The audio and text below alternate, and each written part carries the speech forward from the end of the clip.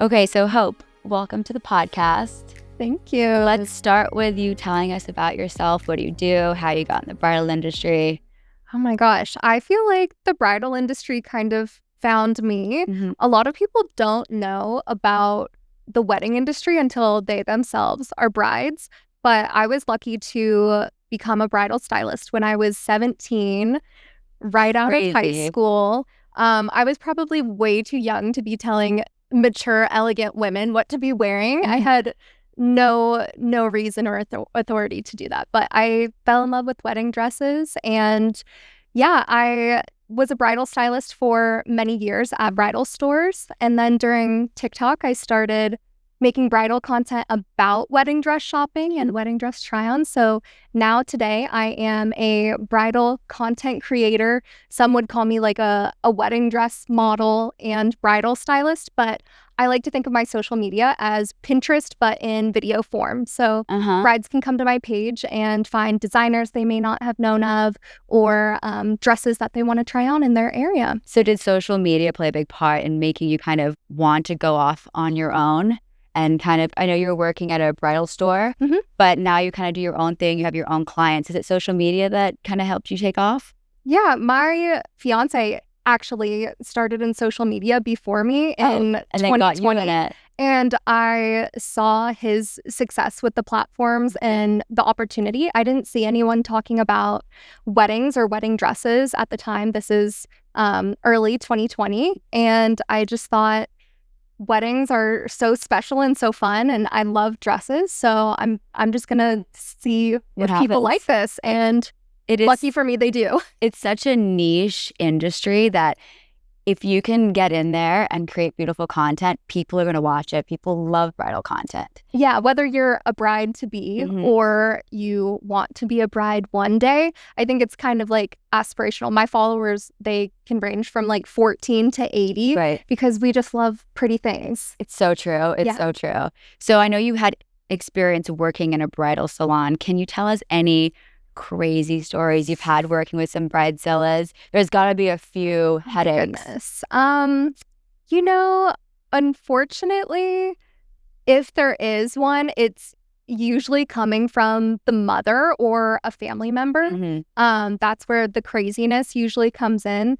The brides are all so lovely and so happy and kind, but it's usually family members that are specifically thinking of themselves when they are shopping with this bride. So when they are saying like, oh, I hate that dress, they are thinking about themselves and what they would wear and making it what an odd thing to say, though. What an odd thing to say to someone. No, I can never imagine telling someone that I hate their dress. Like best friend, sister, someone walks out of the fitting room and your instant thought is, I hate that dress. Especially if you don't know how the bride feels. Can you imagine? I mean, I feel like when I do get engaged and I go shopping for my dress, the only person I want to bring is my mother, only because she's the only one who knows what I like, knows my style. I trust, I trust her taste. But I don't want to bring anyone else just because too many opinions can be a problem. Less is so much more. A lot of brides today are doing their first kind of round of wedding dress shopping alone, figuring out for themselves what they like, and then they're bringing friends and family members in just to show them out of courtesy, kind of being like, here's your little taste of my experience, but like, I'm good. I know what I love. Very, very Cannot recommend that enough. Or when you work with a bridal stylist, you know, you can solo shop with them. So you have a expert guiding you and helping you.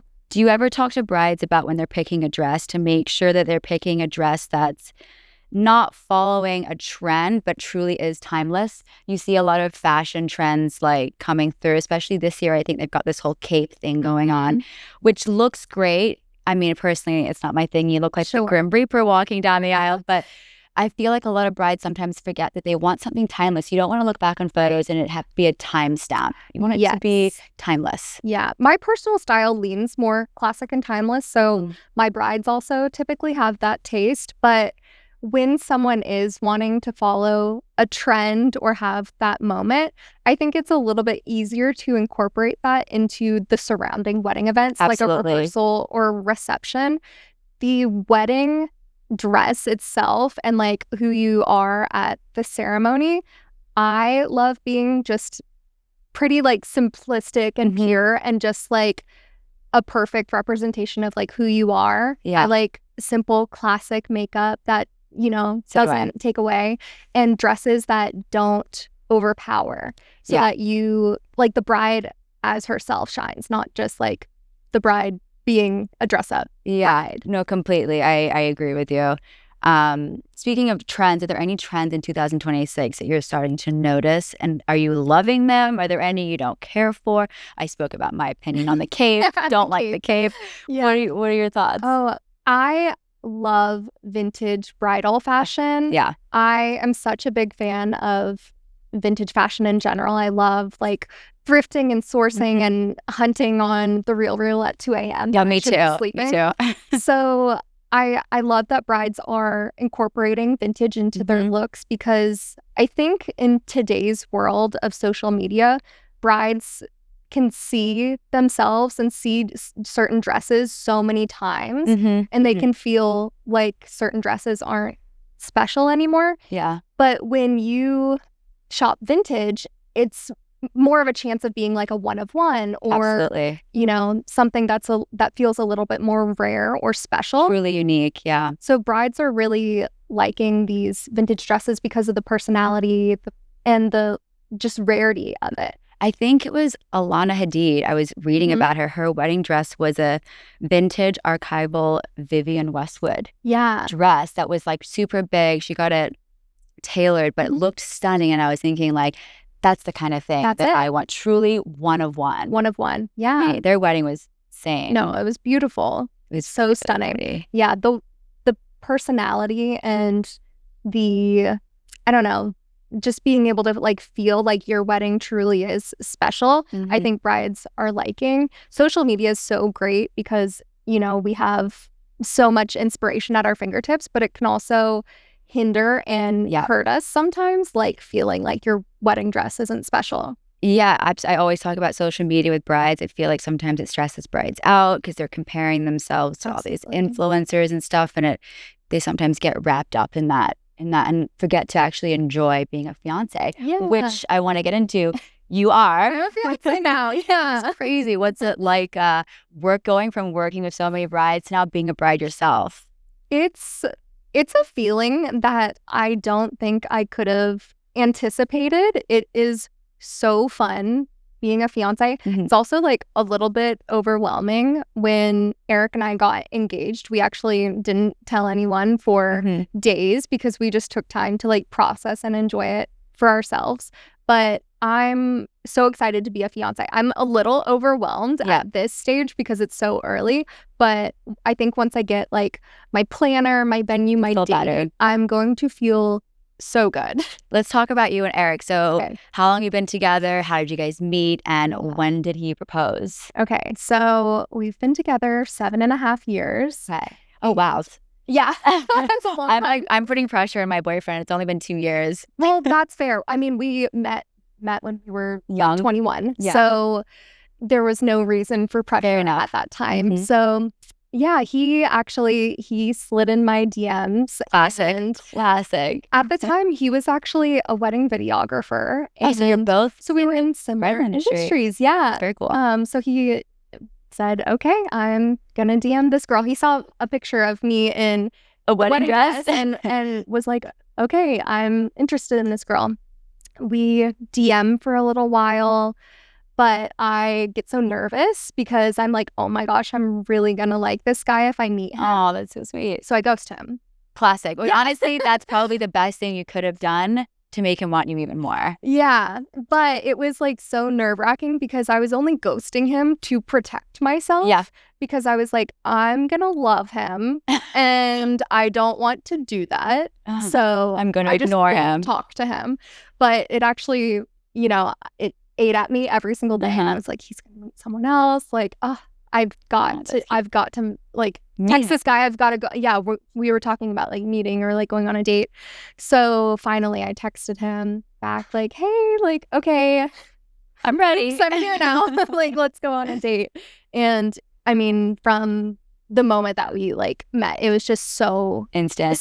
Even when I was like looking at his like pictures online, I was just so like drawn to him. Yeah. It was like, oh, this person's gonna be really important to me. So sweet. I mean, that was 7.5 years ago, and we've just had a great relationship, growing together through our 20s. Yeah. And yeah, I'm so excited to see like what the future holds. He just proposed at the end of the year in Hawaii. Everyone's getting proposed in Hawaii. But do you know why? It's such a beautiful tropical destination that's not halfway around the world. Yes. It's 6 hours is long, but compared to going to like Thailand, you know. Yes, I know. Well, being in LA, it's such an easy flight. Yeah. So yeah, we have come to love Hawaii, and we've gone the last 2 years for the end of the year and my birthday. And it was beautiful. He took me on like a coffee walk outside of our little cottage that we were staying at. And it was just like in the morning moments. Did you know? The quiet. Did you know it was coming? I was surprised, but I also had some suspicions. Were you wearing white? I was wearing white, but that's only because my whole closet is was actually white. Okay. I just love white. Because whenever I see these photos and they're like, we had no idea. I'm like, you're wearing a white wedding gown. Yeah. Your engagement shoot. Right. No, I just like white and feel good in white, but it did work well for us. That's so great. I'm not mad about that. And let's talk about the ring, because you have a beautiful vintage ring. I'm assuming you picked that? I did. Yeah, I did. I love my rings so much. I tried this on back in October at Bridal Fashion Week. I found this amazing vintage and antique ring jeweler called Erstwhile, and I wasn't even trying on for myself. Like, I actually wasn't looking for myself. Okay. And I mean that wholeheartedly. I wasn't, but this ring like stopped me in my tracks. My jaw dropped when I put this on. So naturally, for weeks, I was thinking about this ring, like staring at it in my camera roll. You sent it to him? Wow, I love this. No, I'm not that bold. I wish I was. I'm not that bold and forward, but that's why we have best friends that are. So I was at a little girls' dinner with my friends, and everyone's like, when are you having a baby? When are you getting engaged? When's this? What's everyone's update? Yeah. And they were like, okay, do you have a ring? Like, what are you liking? Like, are you guys talking about this? And I was like, oh my gosh, we're in such a great place. Like, I'm really like so happy with where we are. I like this ring that I tried on by chance. And they were like, send it to him. Just send him the ring. And I didn't want to. So they did it. That's some good friends right there. They texted him the ring, and he bought it, and he worked with the jeweler to, I love that, size it and get it just in time for our trip. But it's funny, we had always talked about finding like a really special stone. And because my boyfriend like got this idea or heard this story about penguins, when they are like mating or choosing a mate, they present one with a rock, a special stone, the smoothest or the flattest or the largest. I know stone. that. Yes, exactly. And he loved the story of the penguins and finding their special stones. So he was always like, we should find a special stone. So this special stone of mine is actually 126 years old. It's from 1900. It's antique, Victorian era, old mine cut with a halo of old mine diamonds around it. Wow, I do love a vintage ring, especially because they're going to be not lab. Yeah, they just have so much character. Like, I love a little bit of warmth. I love a little inclusion here and there. I just think that they have. It's actually why I like natural, not because I'm not trying to get hate out there. I do. It's fine. Go with lab. And lab. Something wrong with lab jewelry. Yeah, but having a ring that's a natural diamond means that my ring one day will be an antique. Absolutely. It means my kids who are going to have it will pass it on for generations. Yes, holds its value, and it's something. Not that the lab. I mean, no, the lab doesn't. Sure, we don't know it. Yeah, we don't know exactly. So that's like one of the things. I want an heirloom, which is what you have now. Yeah, and my family, we don't have like heirlooms or anything to like pass down. So I love that this is like the first heirloom of like mine and Eric's family that I have a future daughter or something. You know, this will be special for her. Let's go into your wedding planning. Where are you at? How's it going? Are you stressed? I feel like I can kind of sense your vibe with the ring. What's your wedding aesthetic? So where we're at wedding planning is we're talking to a couple different planners right now. I think for me, you know, people go back and forth. Sometimes they do the venue and date first and then they get the planner. I say get the planner first because they have connections. They know all the venues, and I just feel like they can sometimes like find you a date that like kind of doesn't exist to other people. Like planners just have very, very true. So and they know the area well. Yes. That time of year, what looks good. They may not know something that I don't, because I've never planned a wedding in my life. So we're really at square one with finding the planner, the date, and the venue. I'd say my overall aesthetic is very organic, vintage inspired, sweet, intimate, garden dinner party probably, but it's also a little dependent on where we're looking at getting married. I really like both the South, where Eric and I are both from, Spanish moss, beautiful, oysters, that kind of flair, but also we live in LA and we've come to love California so much. So a classic like California wedding also sounds so fun. Honestly, they're both, you really can't go wrong with that. And what about the size of your wedding? Are you trying to do a small wedding or is it big? Small. I want a small wedding. I am pro small wedding. Like if I haven't talked to you like this year, you're not coming. You're not coming. Yeah. Yeah. I think we're just like small amount of great people. I feel like my partner right now, I feel like his wedding list is gonna be like 300 people, and mine right now is like I can barely count in my hands how many people I want to go. Okay, I have 3 best friends. Great, they're coming. Yeah, my family and like anyone. You're right. Anyone I haven't spoken to in the past year, not coming to the wedding. No, especially now in this economy, these weddings are expensive. Price per head. That is the best way, as I'm learning right now, because this is all news to me.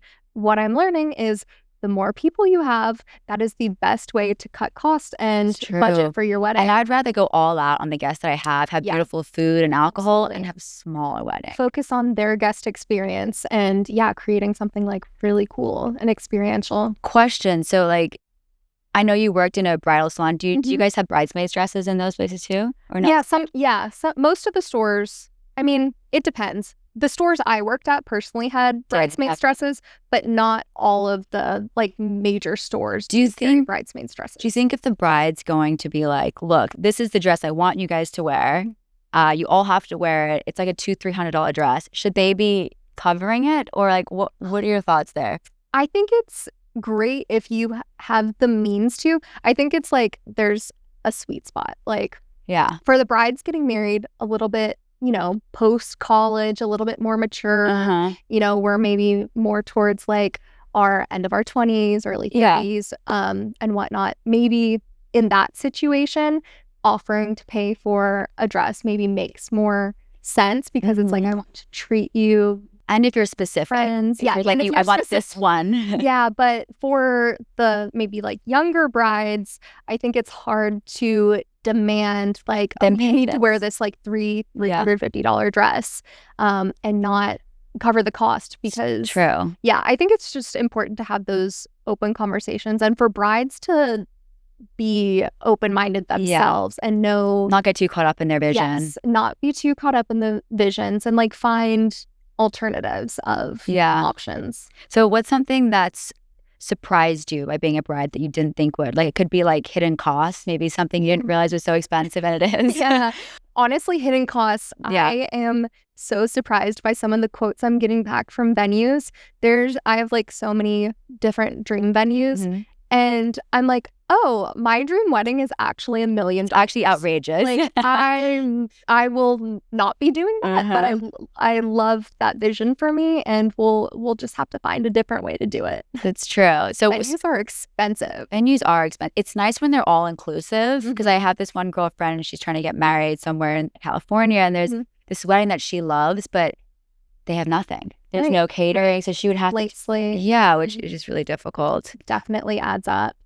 Yeah. So you haven't figured out too much about your wedding yet. You got your wedding dress? No, not yet. I definitely have some brands excited Works. excited to work together. The hard thing about having been in the industry for, over a decade is I have so many long-standing friendships and like deep relationships with these designers that I've gotten to know throughout the years, trying their dresses on, shopping with them for my clients. And it's going to be a tough decision. You only have so many bridal events. And well, I mean, you have a few looks, right? You have your bridal shower, which is kind of a look. You have your rehearsal dinner, your ceremony, and your after party. Yeah, you got to do after. It's actually pretty intense. It's a lot of dresses. It is. So at this moment, I do not have a dress, but I do know I'm going to probably do some vintage bridal shopping in there. Love that. And I'm definitely going to do some customizations with